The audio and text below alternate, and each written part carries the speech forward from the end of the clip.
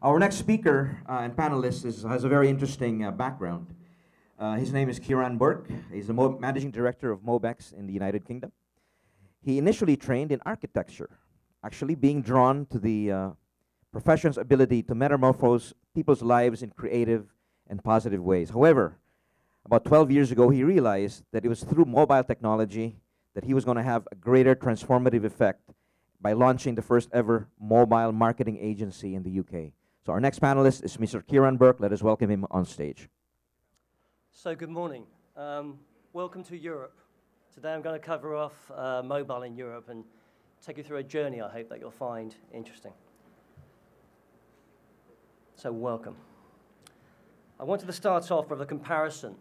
People often see Europe, Western Europe and Central Europe as a smaller player compared to, say, the United States or Asia for mobile. And the comparison I often talk about, and the analogy, is Mount Everest versus K2. And Mount Everest, 5,104 people to date have managed to summit Mount Everest, and only 302 people have managed to summit K2. And that's quite interesting as a comparison because K2 is smaller, it's lower, but it's more technically challenging, and it has more surprises to take on board. And that's how I see the Western European market. It's technically challenging. There are lots of surprises for us to actually discover in the Western European market, which I will take you through today. Let me get rid of this screen. And one of those surprises is that in the UK, in Western Europe, it's the biggest market for dual screening. More people in the UK actually dual screen with their mobile phone and another device, whether it's TV or interacting in one way or another in this marketplace. More than Asia, more than the United States. It's 72% of the market. And I won't spend a lot of time on stats, but the UK market has the European market has 241 million mobiles, and of which 130 million are smartphones. That's 54% penetration across the whole of Europe. And the UK market is almost 60%, so very strong penetration.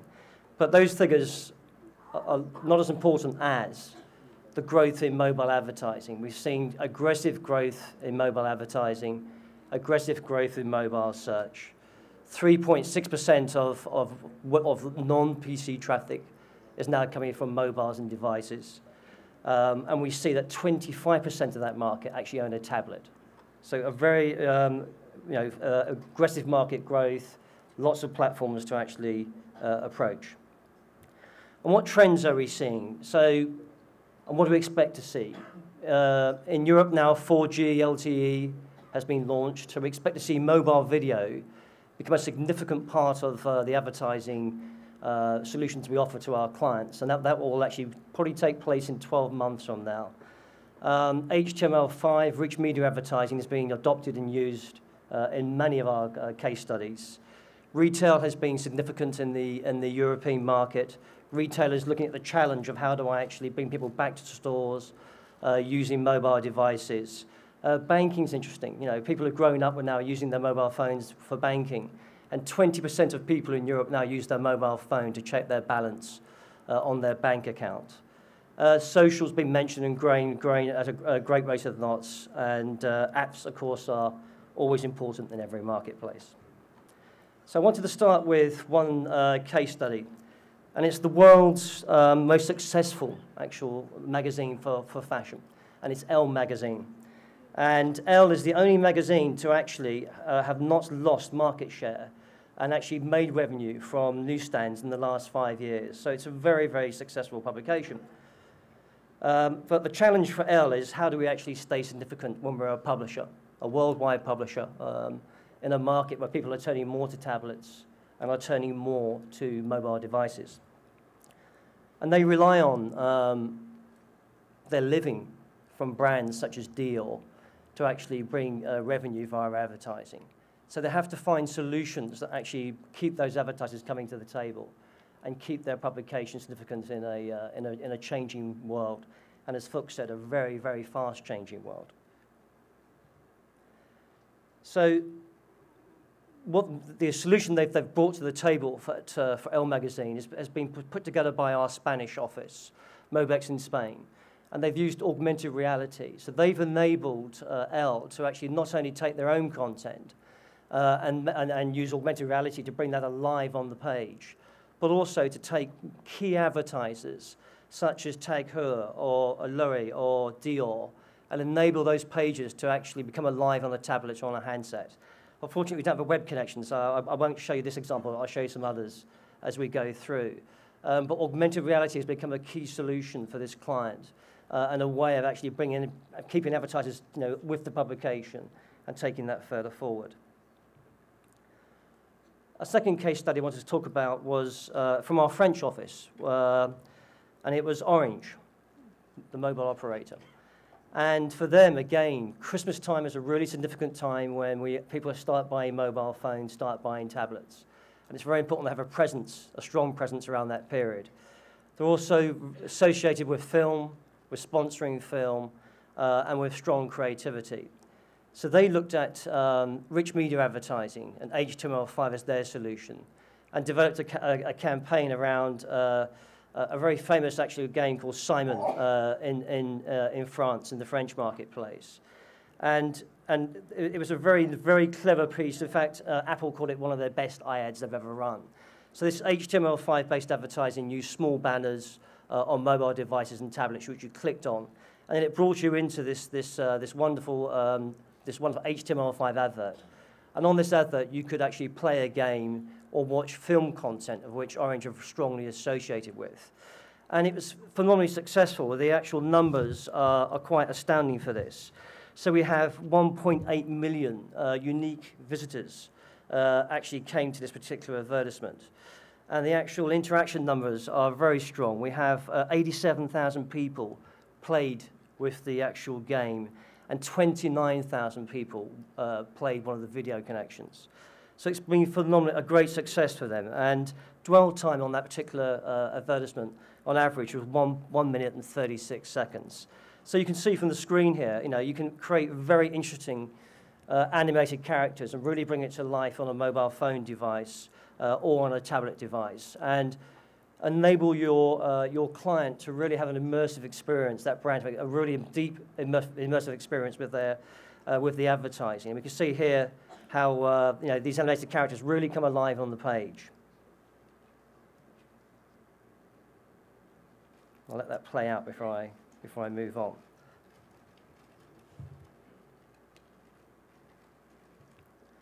And then we come to another case study, which we developed in the UK, and it was for Domino's Pizza. And Domino's faced a challenge. They could see technology was affecting consumption and driving people away from their particular ordering pizza. And one of the key things they recognized about the digital space, particularly mobile, was the ability to enable consumers to order pizza at any time that their stores were open. So we developed an app for Domino's where you could actually download the menu from a local Domino's pizza store. So you go onto the handset, you would actually either allow the handset to find your location, and once it knew your location, it would then find the menu from the nearest store to you, or you'd enter your postcode. And what they discovered was that sales from 2 to 4 in the morning absolutely went through the roof. They really exploded. And suddenly people were ordering pizzas at times they'd never ordered pizzas before. And so they actually found that using mobile to actually cover off a time sequence that hadn't been covered before was a very successful commercial enterprise. And another key factor on this app was the actual menu itself. They have thousands and thousands of choices of toppings, fillings, pizza base. And so we had to develop a really clever user experience around the menu process of how you actually go through and select pizzas on a small screen for a mobile phone. But I'll play you the video so you can see that. And but I'll give you some stats beforehand. In 3 months, there were 300,000 downloads for the Domino's Pizza app. They made £1 million in sales, additional sales, in the first 3 months of the launch of the app.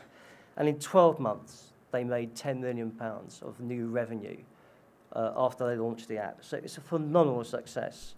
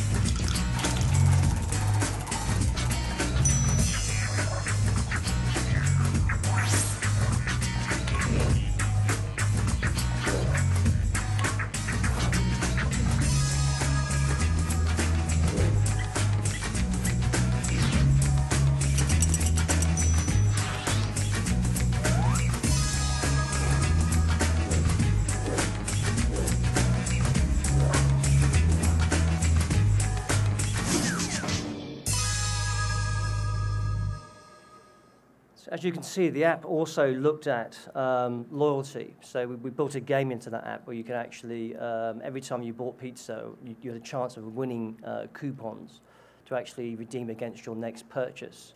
And that was quite an important part of making that fun and a good experience.